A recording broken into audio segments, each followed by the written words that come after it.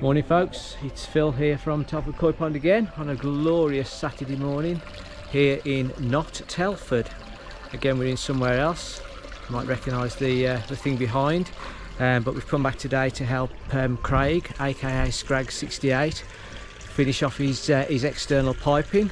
So if you've watched any of Scrag's recent videos, you'll see that him and Aid put the window in, and he's had his pond fiberglassed, and he's built a pergola. So if I turn you around,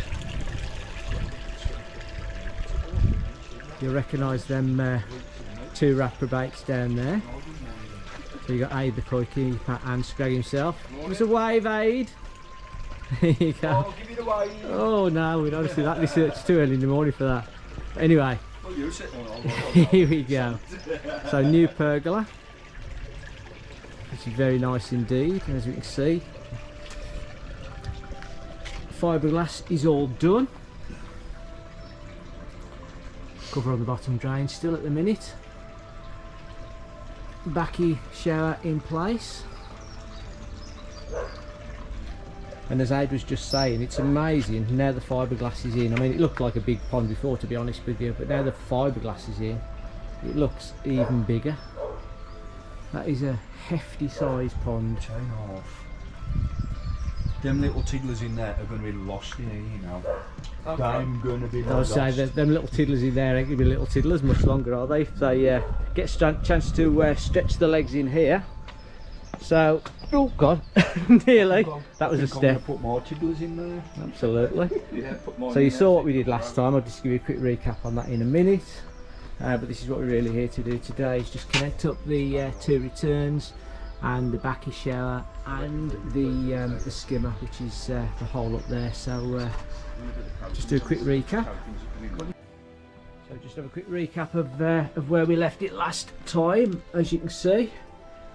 So start with the going in. So you've got the 4-inch bottom drain pipe coming through there, through a 4-inch ball valve, and then through a 90 bend, and then we did an external fixing on the 4-inch connector, and we actually used the outside of the pipe because we were struggling for a little bit of space there, because as you can see there's a pipe actually going underneath, which we'll come to in a minute. So again, very similar to how we did Aid the koi keepers. Oh, he's just banged his head on the shed. You alright, mate? Oh, no. So we got a comedy. We've got a 4-inch rubber boot there, fixing onto a 4-inch pipe into a 4-inch 90, and again on Aid's the difference is we had a swept 90, but Aid had set his nexus up a lot higher. We got them on like 6-inch blocks, so we couldn't quite get it in here. But anyway, we've got a 4-inch valve there, slide valve to shut the whole system off, basically, so all this can be shut off. And then you've got the important piece, which is the 4-inch rubber boot. So you've got a T-piece there, which allows 4 inches of water. So we're not restricting it to 2 inches straight out the filter. It restricts to 2 inches just before it goes into the pump.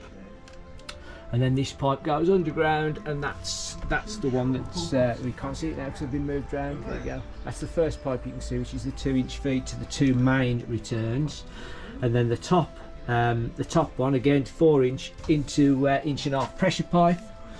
So Scrag's obviously put a little support on there since last time I was here, which is very sensible.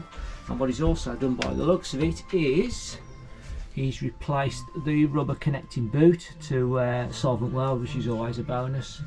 But the principle is still the same. We go up through the Bakki shower, through the Tempest even, through the UV, and then this is the big return down here, which again Scrag's fixed to the wall. He's a good lad, hey?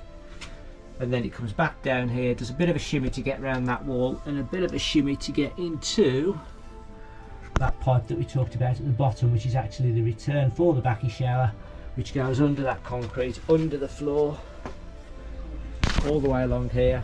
And then that's the second smaller pipe you can see sticking up there. And he's also put in his solid waste pipe. So you've got a waste pipe coming out of there, which then goes through the wall and out to waste. And there's his air pipe with 8mm pipe on. It looks like again he's got all those fixed up. Look, good lad. he's certainly not shy of a bit of hard work. He's our Craig. So they've got the air pumps in. He's moved all his electrics by the look of it, all the pumps and everything. It all looks very neat and tidy. So yeah, well done that man. Very good job. And there you go. Happy days. So we're going to crack on, and then we'll come back to you when we've actually done something. You can see what the progress is.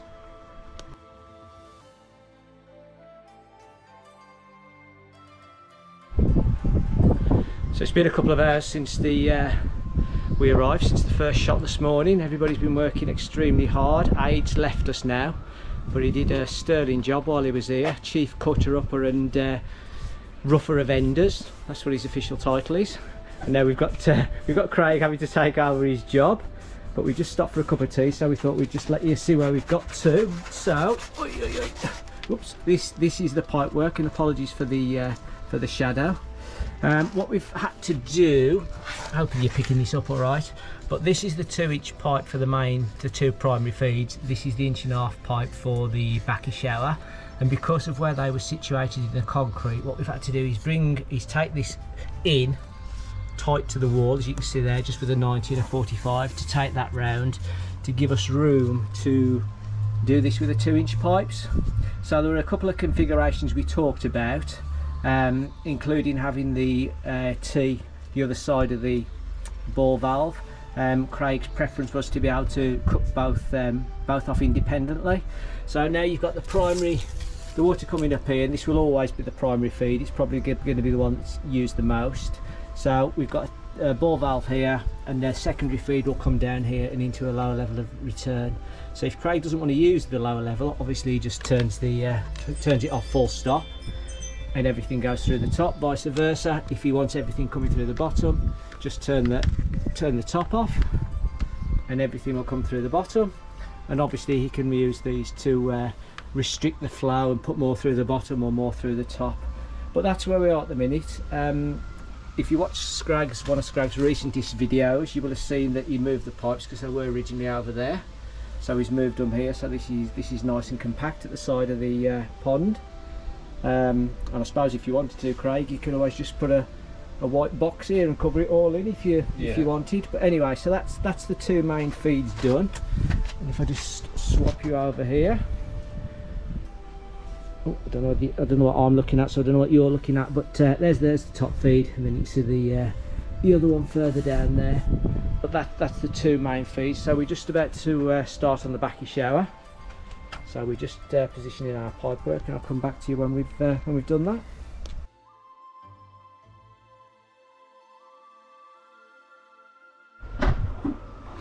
Right folks, we are back again. It's been another couple of hours, and we've had another cracking day on the pond.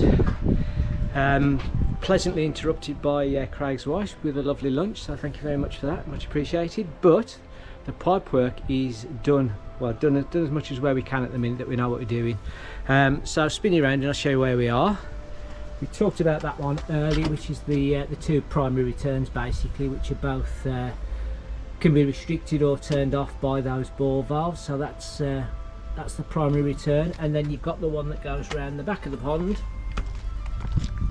Again, we've got a ball valve there just round the corner, so it's out of sight, but obviously you can operate it from here anyway, which just is a straight pipe, 45 degree, and then into the top of the Bakki shower there. So that is that's basically the two primary feeds. The only other thing to have a quick look at is the skimmer, which we purposely haven't finished at the moment. I'll just take you around to that one, and that's purely because Craig's undecided what he wants to do with it. So what we've done for now is the hole in the wall is there. So again, Craig's similar setup to mine, so I'm sure you will have seen that, and we just put a pipe sticking out to the other end. So all we've done at the moment is put a 90 on there, and then solvent welded that to a ball valve, which obviously we can turn off, and that will just keep the water at bay. And then when Craig decides what he wants to do, we've purposely put it at, we've run it straight out of there. We've the pump that we were looking at using is we've put it on a block to make sure it's the right height and everything, so it's just a case of basically putting a pump on there when Craig decides which pump he's going to have, and then just a case of deciding how and where he wants that returning. So because it's just a skimmer, the idea obviously being just to get leaves and big pieces of crud off the top of the water, there is no point putting it through a filter or anything like that. We just get the stuff out of the wee. Craig will just empty the basket in the skimmer, and that'll be it. So there we are, sir. So I think you've got your copings coming on Monday. Monday, yeah. So once Craig's got all his copings on, which I dare say will be super fast once he's got them here, it will be almost time to start filling it up. So catch you later. So this is the final part of the video in terms of the pond build and piping for today, and I would jump back in and show you closer, but I'm too old to keep jumping in and out. But anyway, we've done the bottom drain. So the bottom drain, as you can see, fairly standard. Big improvement is the way Craig's chiseled out the concrete to get that slope even before the bottom drain, so that's going to work really nicely. When we came to put the bottom drain on, as most people will find, doesn't matter how level you think your bottom drain is, when you put it in, it moves with the concrete and stuff, so it was slightly out. So we had probably about the difference between 10 millimeters from one side to the other on the worst part of it. So all Craig's done is the stem, we got it to sort of the right length, and then the stem, Craig just heated it with the heat gun and just gave it the tiniest of tiniest tweaks to bend it, and as you can see for yourself, it looks absolutely perfect, fits like a glove. We've got the same distance all the way around, so that's top job. So here we are back in the filter house, back at my pond in Telford, after a thoroughly enjoyable day with Craig and Aid first thing this morning, finishing the pipe work off on Craig's pond. I think he was happy with it. Everything's virtually done now apart from the skimmer, which we've put the connection ready to go to the pump, and have put a ball valve in there which we can turn off until he's decided what he wants to do.